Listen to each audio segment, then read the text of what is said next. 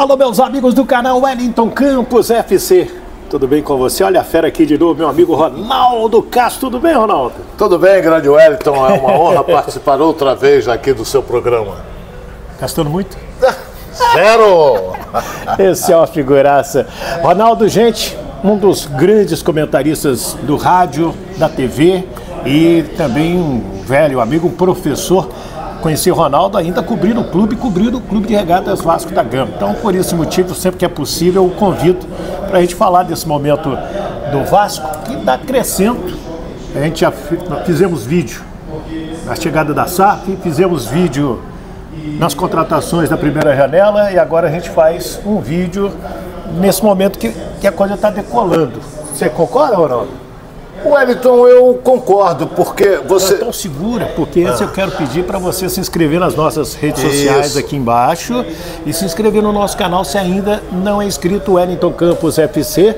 Esse tá vermelhinho porque você não é inscrito. Então dá um joinha aí também e habilite a palavra todas no sininho para receber todas as nossas notificações e fazer aquele trabalho bacana com a gente. Então já vou trazer ele para falar. Roda a vinheta!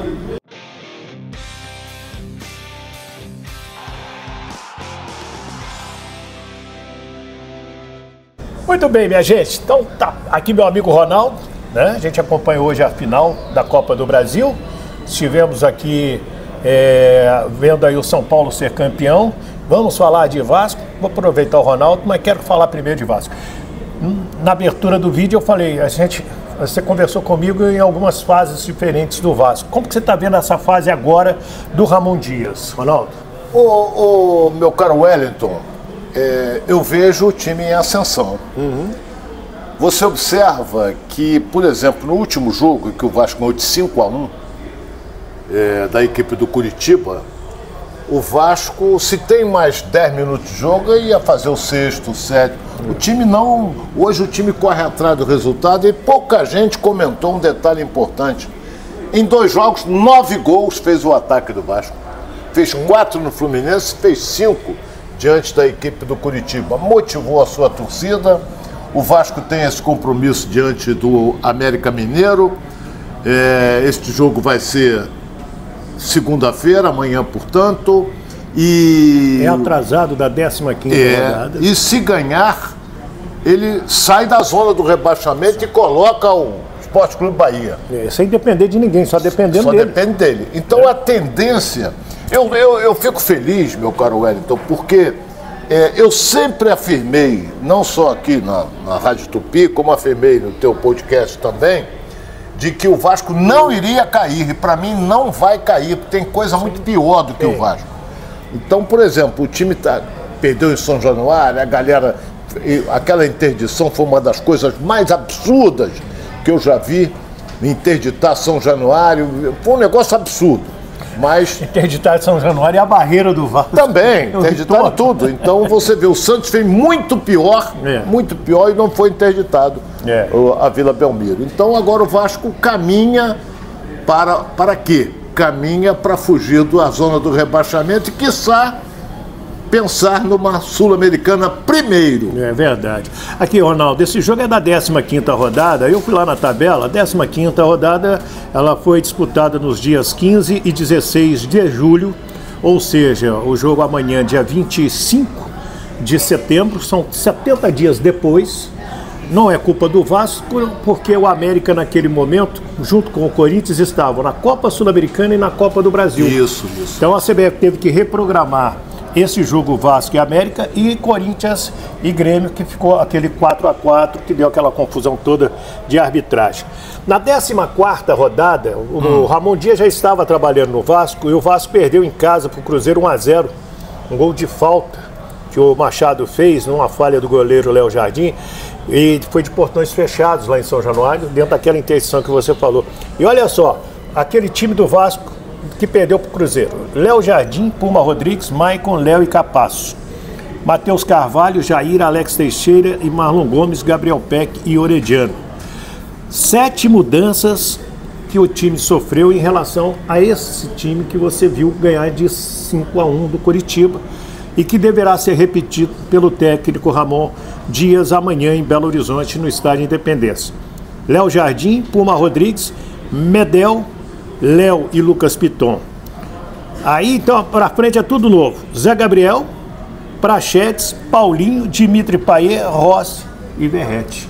Mudou o time. 7 jogadores é mais da metade. Sim. Bem mais da metade do que a equipe. Porque ele procurou acertar o time do Vasco. Chegaram agora, reforços também. Reforços, jogadores importantes.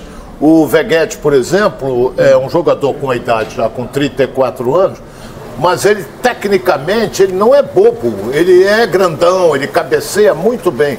Mas ele sabe se deslocar, ele sabe dar um passo, ele sabe fazer uma tabela. Tem horas que ele tropeça, mas isso aí não é esse fenômeno todo. Mas você que é um expert, você que vive o dia a dia do Vasco da Gama, a média dele é excelente, ele está fazendo um gol por jogo. Fez 2 no último. Ele já tem 6 gols com a camisa do Vasco. 6 gols em 6 jogos. E sem dúvida. E 6 não, acho que em 5. Até passa, por aí. Por aí. Vou dar uma puxada aqui para você ver. E você tem outros jogadores aqui, por exemplo, eu adoro falar dele, Gary Medel. Ele é desse tamanho, ele tem um tempo de bola que é um negócio incrível, Ronaldo. Eu vi poucos jogadores ter o tempo de bola que ele tem. E ele tem uma coisa que você conhece ele melhor do que eu, ele tem uma coisa que é fundamental. Ele, chileno, veio e tem espírito de liderança. Tem espírito de liderança o Medel. Então ele veio para ser o primeiro volante. Foi adaptado ali à zaga e está saindo muito bem. Agora, na seleção chilena ele joga de zagueiro, tanto pela direita quanto pela esquerda. E não tem altura para ser zagueiro. Desse tamanhozinho, ele é pequenininho. Aí você vai para o meio campo, um cara que estava esquecido, abandonado lá dentro do Vasco, Zé Gabriel. Quase foi mandado embora. É remanescente da Série B do ano passado, de retrasado. Aí chegaram Prachetes, que é da base do Fluminense, tá? Para quem não sabe, foi revelado pelo Fluminense. O Paulinho. Muito bom jogador. Prachetes é razoável. O Paulinho é muito bom jogador. Aí o Dimitri Payet, o francês. O francês, ele tem uma bela... olha bem o que eu vou dizer sobre o francês. Ele é um jogador que, além dele ter boa técnica, ele bate muito bem na bola. Tanto é que o Vasco agora, qualquer falta, não é bater direto pro gol. O cruzamento, ele bate seco na bola, ele bate muito bem na bola, o Payet. E no gol do Rossi, você vê que ele já tinha percebido que o goleiro do Curitiba tinha abafado 2 vezes. Ele pega, ele poderia ter chutado, ele toca pro lado. Toca pra trás, porque ele recebeu do Rossi, sentiu que o Rossi correu para receber. Aí ele deu no corredor, o Rossi só teve o trabalho de empurrar. O Rossi fez o gol. E aí o Rossi, que é outro jogador que a gente já conhecia do Rossi, né? Ele se mata em campo, porque ele corre igual e corre taticamente. E o Verratti, que você já falou, a gente viu qualidades aí nesse time do Vasco da Gama. Vai pegar um jogo complicado, que é o América. Que está desesperado. Já está batendo desespero por lá, né?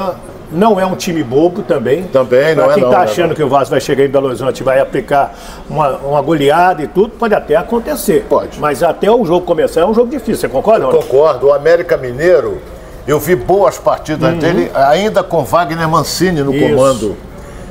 Fez boas partidas, teve jogos aí que ele perdeu, que ele não merecia perder. Contra o Flamengo no Maracanã. Não merecia perder. Então ele veio, aí você vê, quando acaba o jogo... Contra o Fluminense ele fez um belo jogo também. Agora, é aquele negócio, está desesperado. O Vasco pode se aproveitar disso.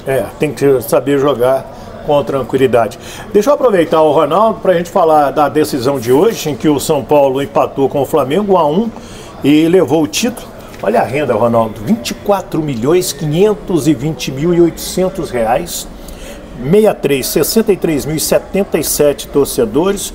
Eu vi alguém dividir o valor da renda pelo público, deu o ingresso médio de R$388. Mais barato que aqui. E o do Flamengo aqui deu 430, né?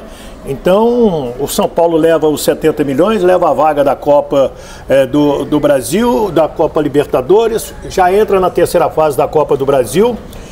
E esse Flamengo, que é o 7º colocado, tem que mandar o São Paulo embora, deixa o São Paulo. Qual a opinião do Ronaldo Castro? Não tem mais clima para ele. Quem está segurando é o Landim, mas o Landim não vai ter mais forças para segurar o São Paulo. pressão está sendo muito grande.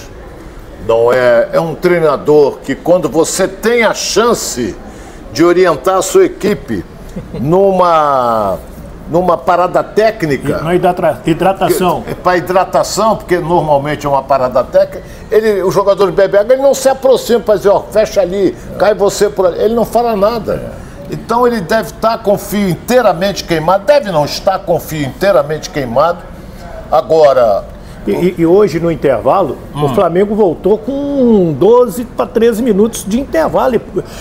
O São Paulo voltou depois dele, uns 2 minutos depois. Ele já estava prontinho para começar, o São Paulo entrou bem depois. É verdade. Bem depois. Então eu acho que o fio dele está queimado, ele deve cair, se não cair hoje à noite ainda, ele pode cair, não passa de amanhã. O Flamengo já deve estar pensando em outro treinador, falam em Tite. Não sei se o Tite vai querer aceitar, não é? Porque não se esqueça de uma coisa, o Flamengo hoje é 7º colocado no Brasileirão, fora da Libertadores. Tem que brigar aí por uma vaga de pré-Libertadores, de Libertadores. Isso. Por um time que custa quase 30 milhões por mês fora de uma Libertadores, é um prejuízo. Não vou te corrigir. Mas vou lembrar, 30 milhões é o departamento de futebol todo. Não é só o futebol. Não é só o time. Você tem os 30 milhões, eu conversei muito com o Landim.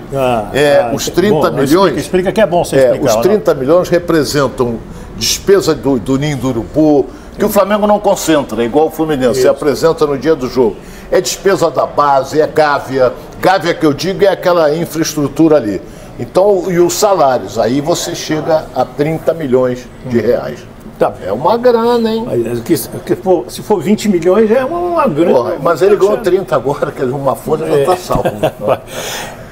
Como que você viu o Dorival Júnior ser bicampeão da Copa do Brasil? Olha, o jogo foi horroroso. Essa que é a realidade. O jogo foi muito fraco tecnicamente. O São Paulo entrou, que eu não gosto da maneira como o São Paulo jogou. Como dizem os antigos, regulamento debaixo do braço. Então era chutão pra frente toda hora. Chutão. Você, quando dá chutão, rifa a bola, a tendência é o zagueiro que está de frente cabecear e o Flamengo ia para cima. Os primeiros 15 minutos, o Flamengo teve 2 chances. Sim. 2 chances. Por quê? Marcou por pressão a saída de bola. Sufocou o São Paulo não sabia o que ia fazer, chutão, a bola voltava. Mas não existe no mundo uma equipe que suporte mais do que 20 minutos a marcação alta. Não consegue. Aí afrouxa a marcação. O São Paulo começou a chegar, aquela coisa toda, mas o goleiro do Flamengo não fez grande defesa. O jogo foi muito pobre tecnicamente. O Flamengo achou aquele gol, porque a bola foi chutada pelo Pulgar. A bola, o goleiro dá um tapa, ela bate na trave e o Bruno Henrique vem chegando e empurra para lá para dentro, bate nele e entra. E felicíssimo o menino do São Paulo que acertou aquele chute. Nestor acertou aquele chute de fora da área, foi um golaço, passou por todo, não bateu em ninguém, passou por todo mundo e fez bochecha na rede.